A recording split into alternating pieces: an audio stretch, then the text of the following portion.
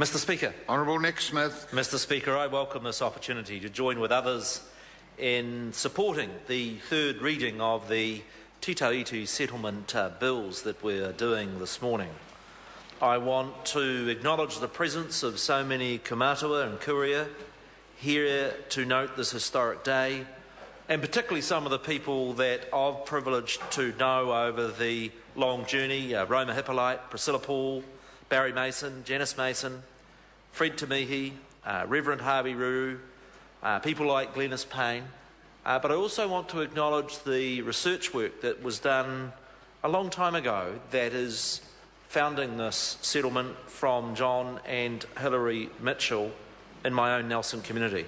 I want to thank my colleagues, particularly Chris Finlinson and Peter Sharples and their predecessors and the officials that have helped us getting to this final leg of what has been a long journey.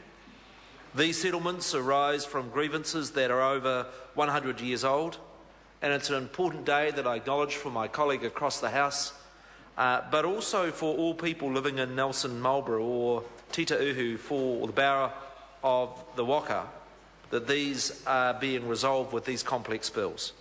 I want to pay tribute to all of those who have laboured to bring us to this resolution.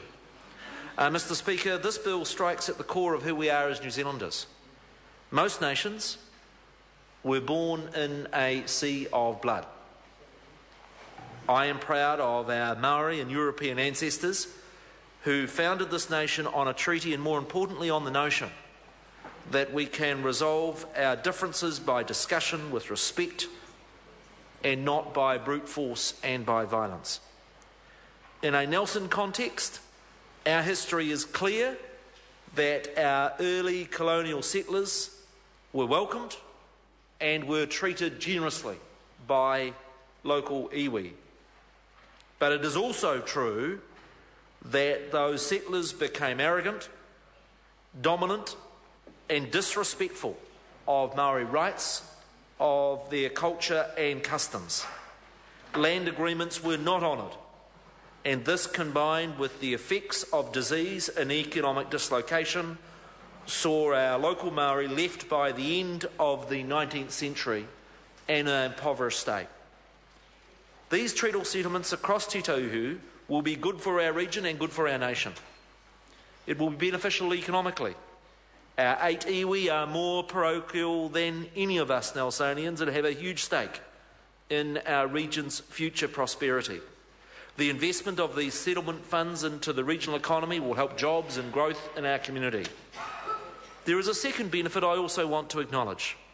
This treaty settlement process has helped bring local iwi together, and that is a good thing.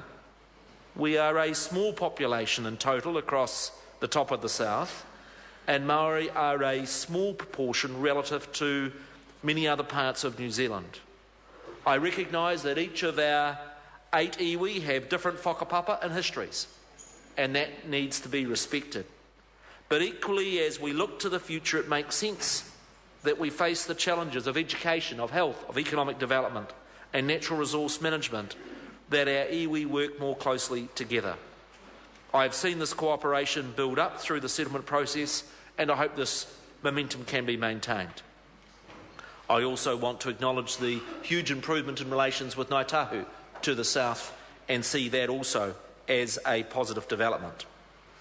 I also want to acknowledge the important new role iwi will have in so many of the special places across Nelson and Marlborough, and with myself and the Department of Conservation. We have a treasured environment of stunning snow-capped mountains, golden beaches, pristine lakes, island treasures, rich estuaries and beautiful sounds. DOC was founded 25 years ago to play an important role in protecting those areas, but it has not been as engaging and as inclusive as it could be. The reforms that we've made to DOC are about it being more able to partner with others and are part of this journey of treaty settlements that we also celebrate today. So, Mr Speaker, in conclusion, yes, these settlements are good for our local economy. Yes, they are good for the management of our local environment. And yes, they are good in bringing more closely together our local iwi. But the real reason we should celebrate today is the values that we recommit to. Those values of justice, of mutual respect, and of the resolution of difficult issues, old issues, by negotiation and by goodwill. By having the courage in these bills to say sorry, the courage to put what was wrong right, and the courage to put that behind us and face the future together, that's what I really acknowledge and celebrate today.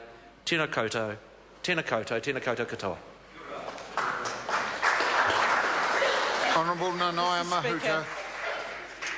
Tēnei e tuana anō ki te tuku aku mihi.